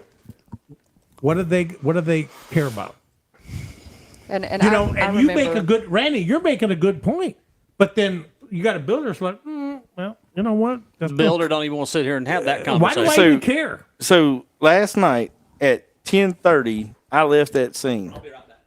And so from 6:30 when the call went out till 10:30, that's 4 hours. Yeah. 4 hours you're away from your family. Right. That's 4 hours. Yeah. Of time to fix a truck in a ditch. So, right, but what you're talking about issues that are common sense. But if you put another 6,000 cars, 12,000 cars on the road up there, and you're going to say, now you how just in the hell do you imagine think, if somebody had been hurt and needed Hey, to get yeah, somewhere. So your hey, question, listen, how are you going to help the somebody? smallest pothole we got in the road, you can put a 50-gallon barrel in. Yep. Yeah. Those The roads smallest up there are one. awful. Right. So you're saying, guys, you're drawing. People want it. You know why people are interested? They know damn well they'll be able to sell it. But you're saying, well, wait a minute, people. You want to buy a house or have a house built there? We can't save you. When you look up there, and when I tell you what, Gladys and I were looking at. Does anybody know where Mountain Island Lake is? Up in Charlotte, you got Wiley, Mountain Island, and then you have Charlotte. Mm-hmm. And Gladys will say this. We were looking at all these lakes, and I went to Mountain Island, and we were talking to this realtor, and every time we'd look someplace, I'd say, how close are you to the hospital? And so Gladys, and the woman would kind of look at me. Well, she knew what I was asking. And Gladys said, you asked that. And I said, Gladys, we're getting older. I don't want to die because nobody knows where I am. And that's another thing. People that can afford to pay $255 a square foot for a 4,000 square foot house are not healthy. They are on the other end of the age spectrum where they're going to require more services from more facilities. So it's not even close to a doctor up there. So, but hey, we'll just drive over to Greenville for whatever. That's great until that ticker quits ticking and you wishing you was closer to Greenville. Randy, that's what we're doing now. where we're loading them up here, or matter of fact, a lot of times we're not even loading them to Oconee.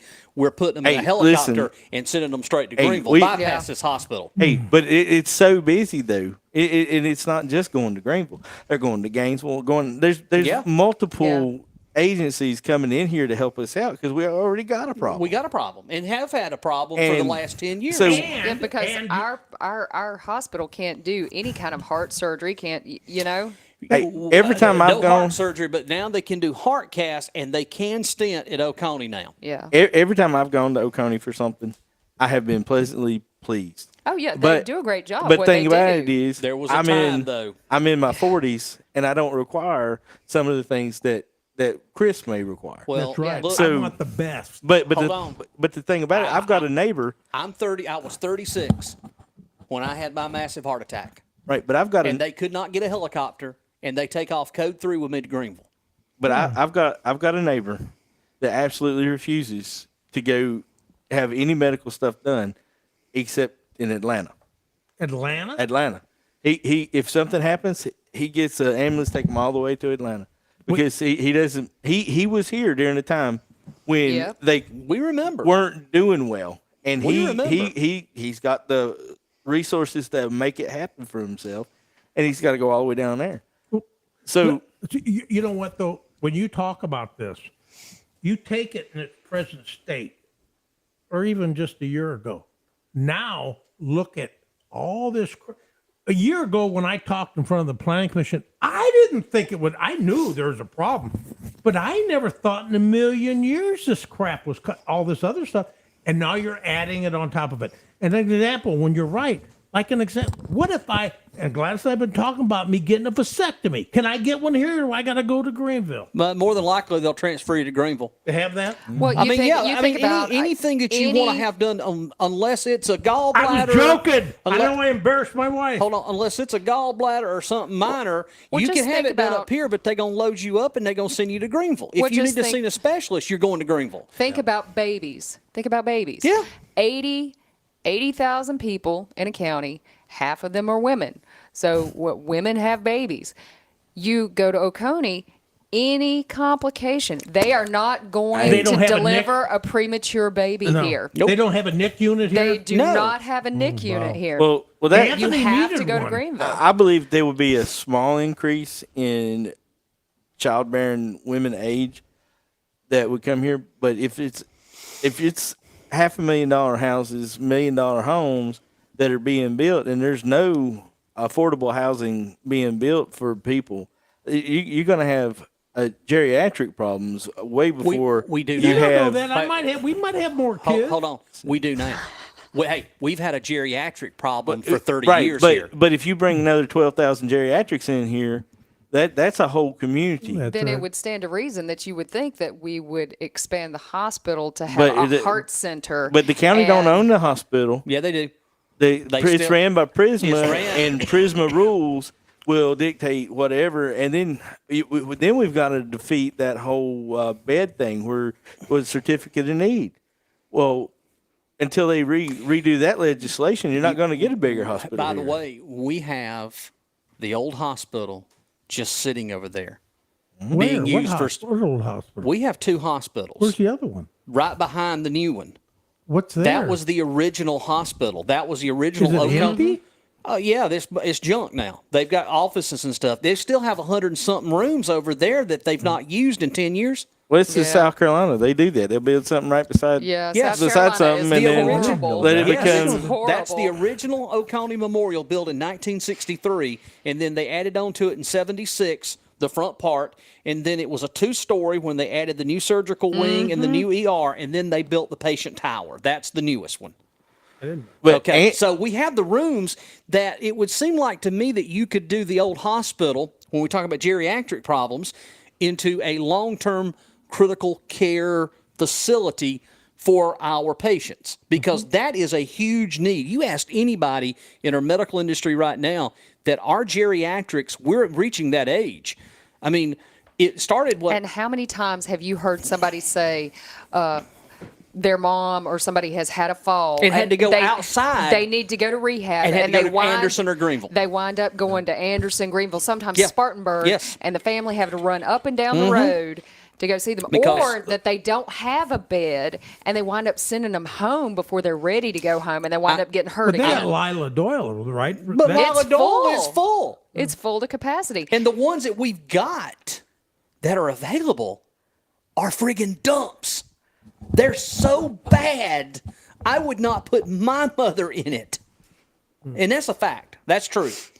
I mean, I could take you, Chris, and I'll take you a road trip and show you some of these places. I don't want to go see one of those Oh, places. yeah, you do. You know, want to go. jinx it. You want to see this? I want to see some of those houses that we're going to get a slideshow of. Yeah, that's coming. By the way, we got a little special project We in the got next 2 slideshows. weeks. It's I like affordable a housing. slideshow. We're going to discuss I like a affordable. No, we're slideshow. going to discuss affordable rental housing. Oh boy, I can't wait to see And that. we're going to take a little road trip and show you some take some- properties. Yes, properties. And we're going to put some pictures up for everybody to be able to see. Now, we're not going to say who owns them. We're not going to say who owns it. No. Well, But you can use your determination and imagination of who owns some of this. We're talking dumps.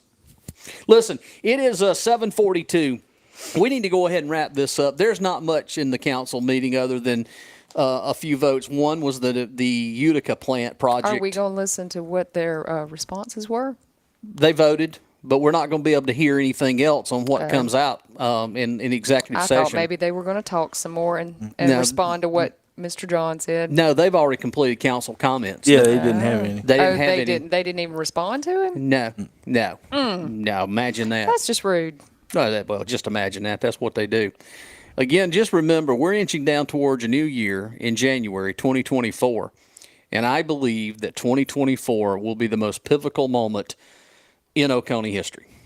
Because there is things that are either going to happen or we're going to stay the status quo. And if it stays the status quo and we keep the 3 here, we got a problem. Pickens County looking more attractive every day to me. You know what? You're making a really good point. I'm serious. And it's not, it's, listen, Mize has always been nice. I like Don, okay? I he's mean, nice. from a personal perspective. Personal, yes, nice. I but just heard Glenn and Durham. I have never met Durham in person. Never. you have to look down to him. Well, here's the problem. You're making a good point, but I think it's even more critical.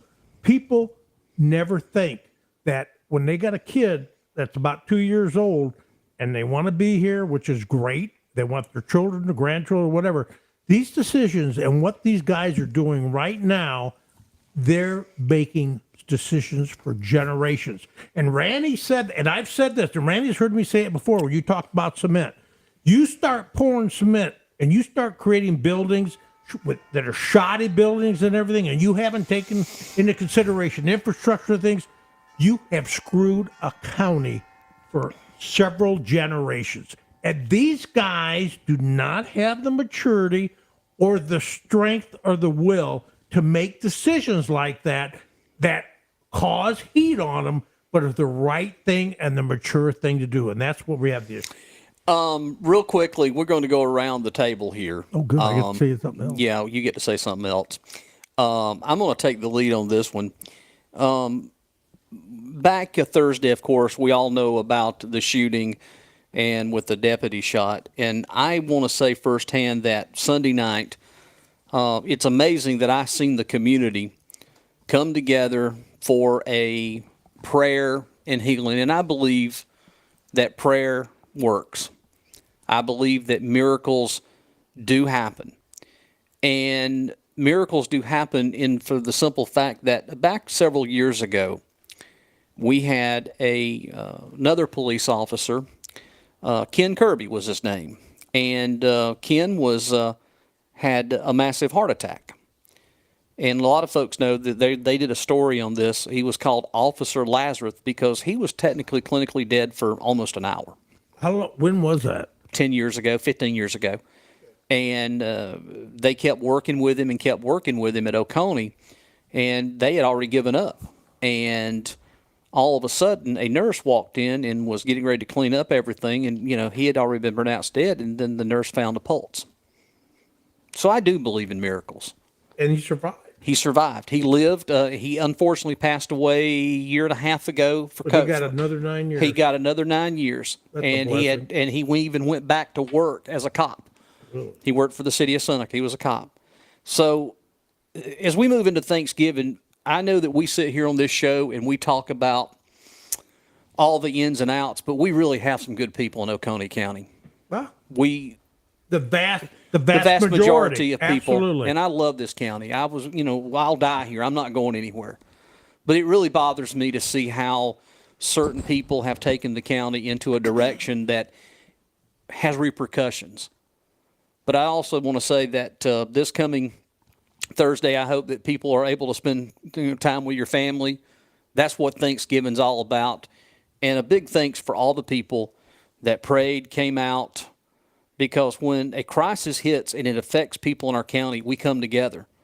And if people could take that feeling for a little bit longer, I think Oconee County would be a whole lot better, because it sure was nice to see everybody from all walks of life come together for one goal. And that's the prayer of one person. I just think that it would be great to see everybody come together, no matter what, just for a common cause, and move this county forward and our friends and neighbors. So that's why I kind of want to be thankful for this coming Thursday for Thanksgiving. And also I'm thankful for a wife that's put up with me for 6 years. So that's what I wanted to say tonight. Okay. You want me to go next? Yeah, go ahead next. Okay. So everything Jeff said, I agree 100%. And, Gladys and I have been married for 43 years. She's from South Carolina. We got married and moved her to Detroit, and that was the first move. And we moved a lot of places. And I grew up in a town actually a little bit smaller than Westminster. It was next to another city that was larger. But when I moved here, and I had friends and even her aunt saying, you're going to move, And I told people, I said, I'm going to move the day they see me coming out on a stretcher with a sheet over my head. And what I found in this county is we have a lot of good people, people from around the world, and people that I've become friends with that grew up here. And what's amazing is that people don't understand is that what their views are and my views and what they want for their families. A lot of it's the same. We differ on some things, but that's fine. But you end up with and I've been careful to say this, and Jeff knows this. In this golden corner, you have a very, very small majority that loves to stir that crap up. And they've been very successful with the model they've used. This county is in trouble for the next few generations because of this group was very successful, basically trashing zoning, all this type of stuff that we need. And when you have people pitted against each other, and it's been bad. And we just need to do something. And we get into 2024, it's going to be a tough year. It's an election year, but believe me, we can get by, but we just have to think about it. We have to be mindful of that and actually appreciate the differences we have, because that's how you make a community better for your families. And that's it. Okay. Thanks. Who wants to take it next? Kathy? You want to go, or you want me to Either go? way. Okay. I was just gonna. I've been thinking about everything that happened Thursday, and I'm mostly thinking about that family, and just how overwhelming it is to have a 7-week-old baby when everything is perfect. I have 4 children, and it's overwhelming, not just the first time, but every time. So I wanted to say to people, and here again, like I've said several times tonight, send me the hateful emails and give me the hairy eyeballs. But y'all be mindful of those folks, because they're not used to being the center of attention. They're not used to being on TV and on the radio and talked about. And they're going to be overwhelmed. They're going to be overwhelmed. They would have been overwhelmed if everything was perfect with a 7-week-old baby, much less with what's going on. And the fact that the community has come together is absolutely amazing, and what has happened is amazing. But their life has forever changed. And just be mindful, because when somebody goes through something very life-changing, it is quite overwhelming. So be mindful and give them space if they need it, because they might not want to talk, and they might not want to be the center of attention. So if they want to go away and want to be quiet, let them, and don't think badly of it. And I hope that everyone has a wonderful, safe, and happy holiday. All right, Mr. Bond.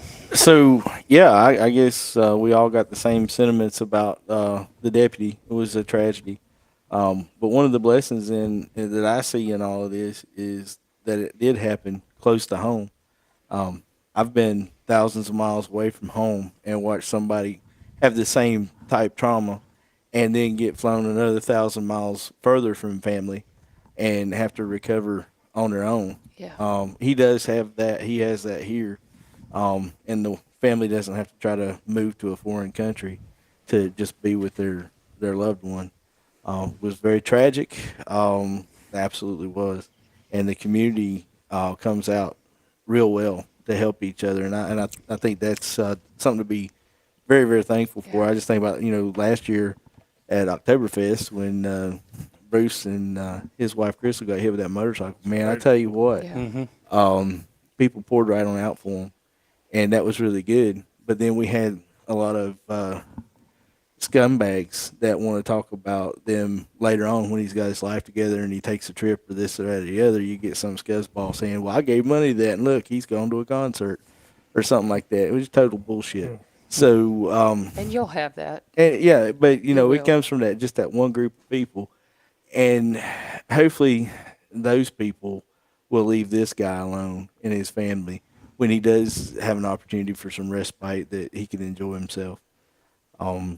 So be thankful for family this week, because we see last Thursday how quick we could lose them. In a flash. And Jeff, congratulations on your Yep. anniversary. Yes. I remember the last 2 times I'd been married for 6 years, and I'm approaching my sixth anniversary coming up. No, the in first April. one. The first one lasted So, 14.9 years, but it should have never happened to begin with. So, but I just want you to know that we wish you well. You too. And I wish all y'all well, and I appreciate our friendship. And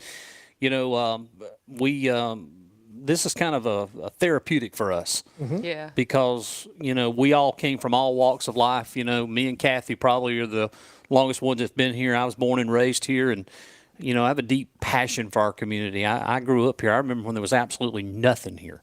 So you had to go to Anderson to eat. Right. I got a couple more things I wanted to say though. The trash facilities, they're closed. They're going to be closed Thursday and Friday. Resume business Saturday. Yep. Okay. All local governments, county, and the cities are closed Thursday and Friday.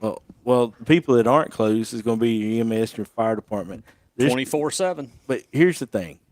Be smart with your turkey fryers.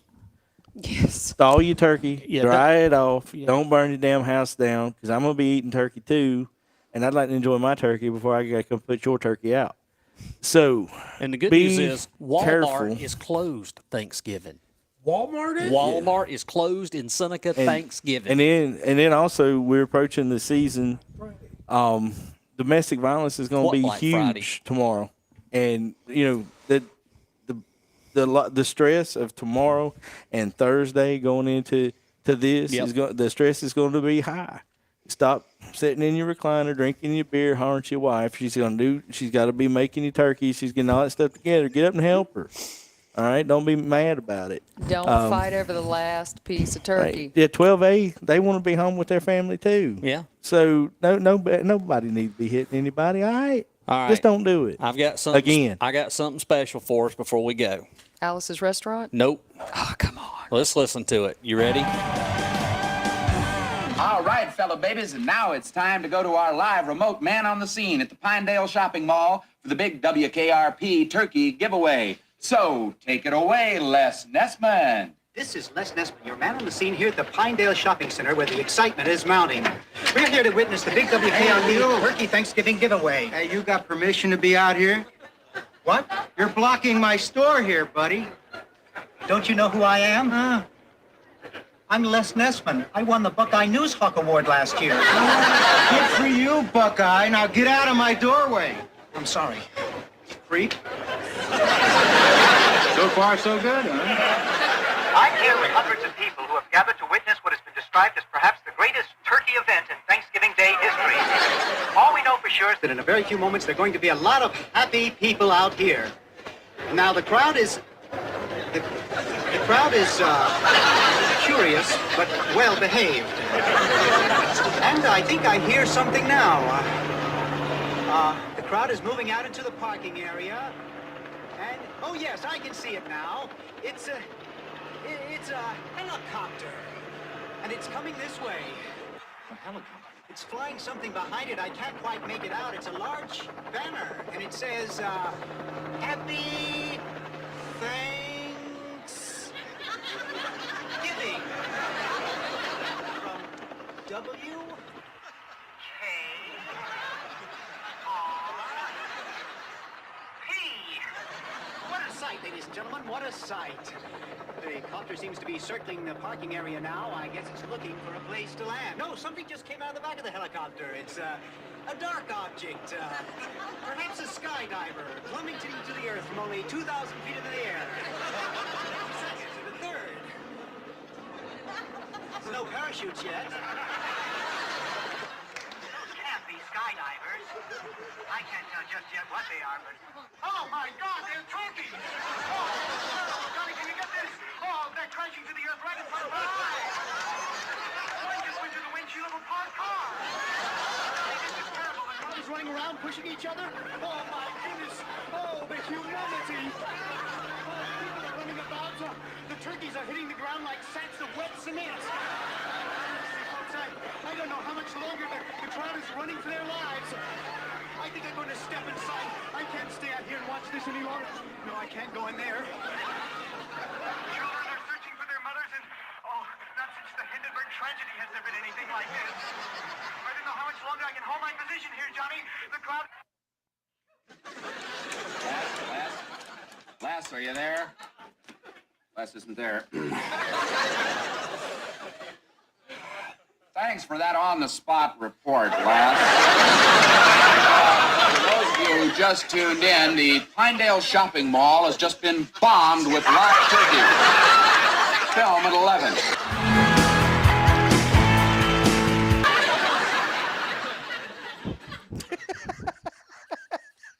Yes, God is My witness. I thought turkeys could...